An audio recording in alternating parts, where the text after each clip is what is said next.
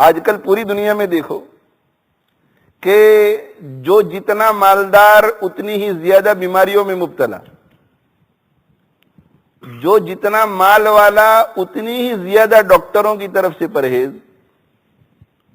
اور اگر ڈاکٹروں کی طرف سے پرہیز نہیں تو موت کی لوگوں کو اتنی زیادہ فکر لاحق ہوئی ہے کہ وزن کو کم کرتے ہیں، اور وزن کو کم کرنے کے نتیجے میں عمدہ ساری غذاؤں سے وہ محروم ہو جاتے ہیں۔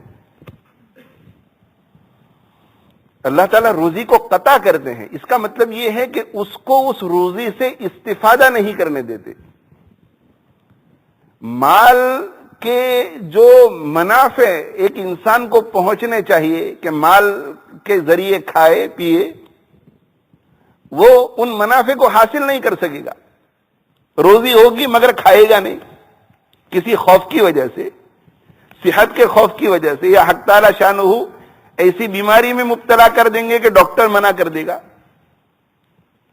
تو اللہ جل جلالہ وعم نوالہ رزق کی تنگی میں مبتلا کر دیتے ہیں، رزق کو کاٹ دیتے ہیں۔ اس کا مطلب یہ ہے کہ روزی کے سارے اسباب میں غرق ہوگا مگر اس سے وہ فائدہ نہیں اٹھا سکے گا۔ اس کے دائیں بائیں آگے پیچھے اس کو چاہنے والے، اس کے خدام، وہ سب استفادہ کر رہے ہوں گے اس کی روزی سے، مگر وہ خود محروم ہوگا۔ حق تعالی شانہ کاٹ دیں گے، روزی اس تک نہیں پہنچنے دیں گے۔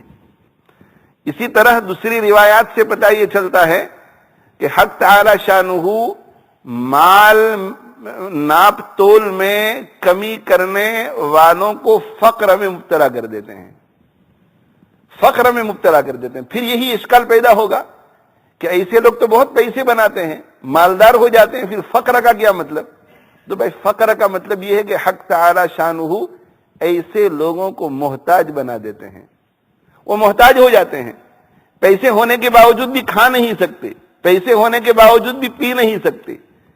حق تعالی شانہ ایسی تنگیاں چاروں طرف سے ڈال دیتے ہیں کہ سب کچھ ہوتے ہوئے بھی کچھ نہیں ہے، سب کچھ ہوتے ہوئے بھی محتاج۔ خیر، عرض یہ کر رہا تھا کہ ویل للمطففین، کمی کرنے والوں کے لیے، گھٹانے والوں کے لیے، ناپ تول میں کمی کرنے والوں کے لیے ہلاکت ہے۔ دنیا میں بھی پریشانی آئے گی اور آخرت کی پریشانی تو ہے ہی۔ اور یہ کون ہے تطفیف کرنے والے؟ قرآن مجید نے تطفیف کرنے والوں کی ایک صنف کو بیان کیا ہے، الذین اذا اکتالوا علی الناس یستوفون، جب وہ وصول کرتے ہیں تو پورا وصول کرتے ہیں اپنا حق، تو حق لیتے ہیں تو پورا، اس میں ایک کوڑی نہیں جانے دیتے، ایک پیسہ نہیں چھوڑتے، ایک پینی معاف نہیں کرتے، ایک پینی نہیں۔ کہتے ہیں کہ کوڑی کا حساب بخشش لاکھ کی، بھائی بخشش جب دینے کا ارادہ ہوگا تو لاکھ بھی دے دیں گے مگر حساب کوڑی کا ہوگا، پینی کا حساب ہوگا۔ بڑوں نے یہی بتلایا ہے کہ ہر کام حساب کتاب سے کرو، اس لیے بھائی یہ ایک پینی باقی رہتی ہے تمہاری طرف، 50 پینی باقی رہتی ہے، 1 پاؤنڈ باقی رہتا ہے۔ تو جب وصول کرتے ہیں تو ایک پینی وصول کرتے ہیں، اور جب دینے کا وقت آتا ہے تو پوری کوشش کرتے ہیں کہ ناپ تول میں کمی کریں، گھٹا کر دیں، اس میں چوری کر جائیں۔ لیتے ہیں تو 10 کلو پورے اور دیتے ہیں تو 10 کے بجائے 9.25 کلو، 9.5 کلو۔ اگر 9 کلو میں بھی معاملہ ٹل جاتا ہے تو بہت اچھا۔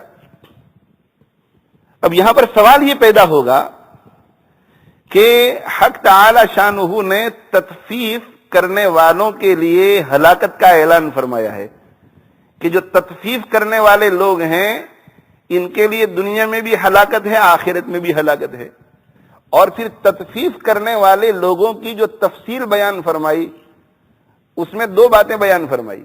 ایک یہ کہ جب وہ اپنا حق وصول کرتے ہیں تو پورا وصول کرتے ہیں، اور اپنا حق دیتے ہیں، کسی کا حق دیتے ہیں تو اس میں کمی کرتے ہیں، گھٹاتے ہیں۔ تو سوال یہ ہے کہ یہ جو 2 باتیں قرآن مجید نے بیان فرمائی تطفیف کرنے والوں کی، اس میں سے پہلی بات جو ہے وہ تو شرعن کوئی قبیح نہیں ہے، اس لیے کہ اگر کوئی شخص اپنا حق پورا پورا لیتا ہے تو یہ کوئی قابل مذمت چیز نہیں ہے۔ بھائی میرے 10 کلو سامان تھا میرا تو میں 10 کلو مانگ رہا ہوں، میرے 1000 پاؤنڈ آپ کے ذمے ہے، 999 پر ہم راضی نہیں ہوں گے، ہم پورے 1000 لیں گے۔ تو یہ 999 پر راضی نہ ہونا اور 100 کے 100 مانگنا، یہ تو شریعت مطہرہ کی طرف سے ایک حق ہے۔ تو قرآن مجید نے جو یہ بیان کیا کہ ہلاکت ہے ان کمی کرنے والوں کے لیے، ان تطفیف کرنے والوں کے لیے جو اپنا حق وصول کرتے ہیں تو پورا پورا لیتے ہیں، کسی اور کا حق دیتے ہیں تو کمی کر کے دیتے ہیں۔ تو بھائی برائی تو صرف یہ دوسری بات میں ہے کہ جب دوسروں کو دیتے ہیں تو کمی کر کے دیتے ہیں، لیتے ہیں تو پورا پورا لیتے ہیں، یہ قابل مذمت چیز نہیں ہے۔ قرآن مجید نے اس کا کیوں ذکر کیا؟ تو جواب اس کا یہ ہے کہ دیکھو 2 قسم کے لوگ ہیں کمی کرنے والے۔ ایک تو وہ قسم ہے کہ جب دیتے ہیں تو بھی کمی کر کے دیتے ہیں، اور جب لیتے ہیں تو اس وقت بھی اتنا زیادہ اہتمام نہیں کرتے کہ پورا پورا لیں۔ دینے کا وقت آیا تو کہ بھئی اب 9:30 بھی چل جائے گا، کیا 10 نہیں دیا تو کیا حرج ہے، 9:45 بھی چل جائے گا، اب 10 ہی کے قریب تو ہے، یوں سمجھو کہ 10 ہی ہو گیا۔ 1000 کے بجائے اگر 950 دے دیے بھائی 50 کو بھول جاؤ۔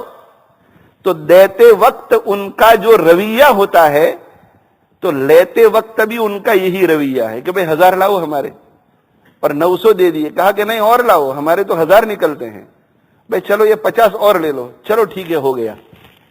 دینے میں بھی کمی اور لینے میں بھی کمی، ایک تو یہ گروپ ہے، اور دوسرا گروپ وہ کہ دینے میں کمی اور لینے میں 1 پینی کی کمی بھی گوارا نہیں۔ تو بری جماعت یہ بھی ہے اور بری جماعت یہ بھی ہے، اس لیے کہ جو بھی کم دے گا یہ بری جماعت ہے، اللہ کے یہاں پکڑ ہوگی۔ مگر یہ جماعت جو کم دیتی ہے مگر دوسروں سے کم کو برداشت بھی کر لیتی ہے، اس کے بارے میں شریعت سے ہٹ کر عقل سے یوں کہا جا سکتا ہے کہ بھئی ان میں ایک برائی ہے تو ایک ہنر بھی تو ہے۔ ان میں ایک برائی ہے کہ دیتے کم ہیں مگر ہنر بھی تو ہے کہ جب لیتے ہیں اس وقت بھی کم برداشت کر لیتے ہیں۔ اور جہاں تک اس جماعت کا تعلق ہے تو اس میں ہنر تو ہے ہی نہیں، اس سے کہ جب لیتے ہیں تو پورا پورا لیتے ہیں، اور جب دینے کا وقت آتا ہے تو اس وقت کمی کر کے دیتے ہیں، تو ہنر تو ہے ہی نہیں، برائی ہی ہے۔ تو قرآن مجید یہ بتلانا چاہتا ہے کہ کم کر کے دینا یہ ہر حال میں برا ہے، مگر یہ بہت ہی برے لوگ ہیں کہ کم کر کے دیتے ہیں اور دوسروں سے لینے کا وقت آتا ہے تو پورا پورا لیتے ہیں۔ تو بہت ہی زیادہ برائی کو بیان کرنے کے لیے یہ کہا گیا کہ عجیب لوگ ہیں کہ دوسروں سے لیتے ہیں تو 1 پینی 1 پائی چھوڑنے کے لیے تیار نہیں ہوتے، اور دینے کا وقت آتا ہے تو اس میں کمی کرتے ہیں، اس میں 50 پاؤنڈ چھوڑ دیتے ہیں، اس میں ½ کلو چھوڑ دیتے ہیں، اس میں پاؤ کلو چھوڑ دیتے ہیں۔ تو حق تعالیٰ شانہ ارشاد فرماتے ہیں کہ کمی کرنے والوں کے لیے ہلاکت ہے، گھٹانے والوں کے لیے ہلاکت ہے۔ کون؟ کہ جب وہ لیتے ہیں کسی سے کیل کر کر کے، ناپ ناپ کر، وزن کر کر کے تو پورا پورا لیتے ہیں، اور جب دینے کا وقت آتا ہے وَإِذَا كَالُوهُمْ أَوْ وَزَنُوهُمْ يُخْسِرُونَ، جب لوگوں کو دینے کا وقت آتا ہے تو کم کر کے دیتے ہیں۔ عموماً پوری دنیا میں آپس میں لین دین میں سب سے زیادہ رائج طریقہ جو ہے وہ کیل کا اور وزن کا ہے۔ وزن کس کو کہتے ہیں؟ ترازو کے اندر وزن کر کے دینا، جیسے 1 رتل، 1 پاؤنڈ، 1 کلو، 10 گرام، 25 اونس وزن کر کے۔